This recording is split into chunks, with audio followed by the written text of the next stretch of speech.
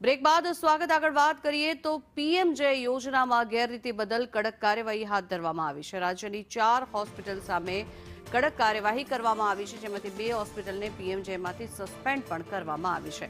ગોધરાની દીપ children હોસ્પિટલને suspend કરવામાં આવી છે, સાથે જ ભરૂચની કાશીમાં હોસ્પિટલને પણ સસ્પેન્ડ કરાઈ છે। આ 2 હોસ્પિટલોને કારણદર્શક નોટિસ પણ પાઠવવામાં આવી છે, ત્યારે કાલોલ દેવગઢ બારિયાની માં ચિલ્ડ્રન હોસ્પિટલને નોટિસ પાઠવવામાં આવી છે। આરોગ્ય મંત્રી પ્રફુલ પાનસેરિયાએ આદેશ આપ્યા છે, ત્યારે મંત્રીની આકસ્મિક વિઝિટમાં આ ગેરરીતિ સામે આવી હોવાનું સામે આવ્યું છે। ત્યારે મહત્વનું છે કે 2 હોસ્પિટલને પીએમજેમાંથી સસ્પેન્ડ કરી દેવામાં આવી છે, કારણદર્શક નોટિસ પણ ફટકારવામાં આવી છે।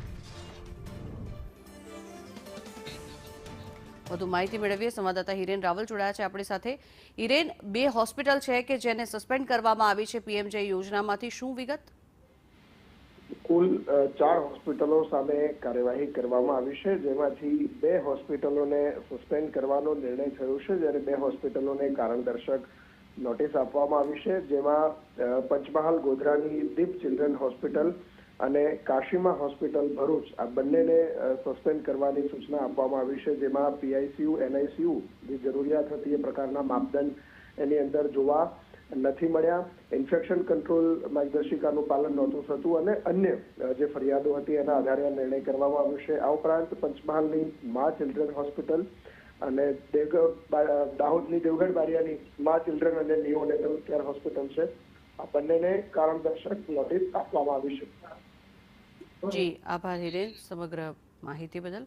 તો આરોગ્ય મંત્રી પ્રફુલ પાનસેરિયાએ આદેશ આપ્યા છે અને સાથે જ પીએમજે યોજનામાં જે ગેરરીતિ થઈ હતી તેની બદલ કડક કાર્યવાહી હાથ ધરવામાં આવશે। બીયુ પરમિશન અને ફાયર એનઓસીને લઈને પણ જે સવાલો અહીંયા ઉઠ્યા છે, લાભાર્થીઓની યોજનાકીય માહિતી આપતું કિયોસ્ક પણ કરવામાં આવ્યું છે, ત્યારે એનઆઈસીયુમાં એક્સપાયર્ડ દવાઓ મળી આવી હતી અને જે પ્રકારની ગેરરીતિ ચાલતી હતી તેને લઈને પ્રશ્નો અહીંયા ઉઠી રહ્યા છે। ત્યારે હોસ્પિટલ દ્વારા સીસીટીવી ફૂટેજ આપવાનો ઇનકાર કરવામાં આવ્યો, તો શા માટે આ પ્રકારની ગેરરીતિ કરવામાં આવતી હતી? આવા અનેક સવાલો આ બંને હોસ્પિટલની સામે ઉઠી રહ્યા છે, જેને હાલ કારણદર્શક નોટિસ પાઠવીને સસ્પેન્ડ કરવામાં આવી છે પીએમજે યોજનામાંથી। ત્યારે મહત્વનું છે કે આ એક્સપાયર્ડ દવાઓ કે જે દર્દીઓના જીવનું જોખમ થઈ શકે છે અને સાથે જ એમબીબીએસ ડોક્ટર પણ હાજર નથી હોતા, જેના કારણે થઈને સમયસર દર્દીઓને સારવાર નથી મળતી, આવી અનેક બાબતો એક બાદ એક સામે આવી છે અને જ્યારે તેની તપાસ હાથ ધરવામાં આવે છે ત્યારે સીસીટીવી ફૂટેજ પણ આપવાનો ઇનકાર કરવામાં આવે છે।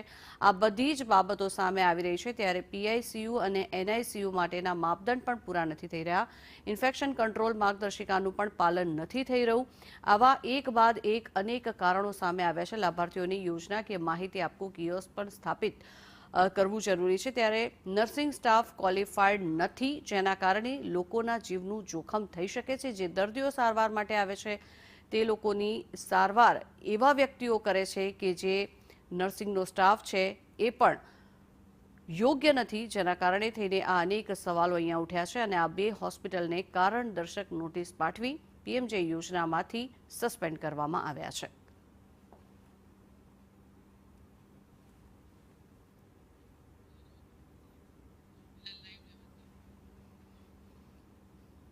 મહત્વનું છે કે કાલોલ દેવગઢ બારિયાની મા ચિલ્ડ્રન હોસ્પિટલને પણ કારણદર્શક નોટિસ ફટકારવામાં આવી છે। આરોગ્ય મંત્રી પ્રફુલ પાનસેરિયાએ પણ આદેશ આપ્યા છે। આ અંગે વધુ માહિતી મેળવીએ સંવાદદાતા હિરેન રાવલ આપણી સાથે લાઈવ જોડાયા છે। હિરેન, જે રીતની આ પરિસ્થિતિ સર્જાઈ છે, અનેક કારણો સામે આવ્યા છે અને ત્યારબાદ કારણદર્શક નોટિસ ફટકારવામાં આવી છે, જે રીતે આ બંને હોસ્પિટલને સસ્પેન્ડ કરવામાં આવી છે, શું વિગત? જી હિરેન। 4 જેટલી હોસ્પિટલોની ફરિયાદો સામે આવી હતી અને એ ફરિયાદોના આધારે ગઈકાલે મોડી રાત્રે આ નિર્ણય લેવામાં આવ્યો છે, જેમાંથી 2 હોસ્પિટલોને આ પીએમજેવાય યોજનામાંથી સસ્પેન્ડ કરવામાં આવી છે। આ બંને હોસ્પિટલો એવી છે કે જ્યાં પીઆઈસીયુ અને એનઆઈસીયુની માર્ગદર્શિકાનું પાલન નહોતું થતું, ઇન્ફેક્શન કંટ્રોલ માટે જે નિયમો હતા એનું પાલન ત્યાં કરવામાં નહોતું આવતું.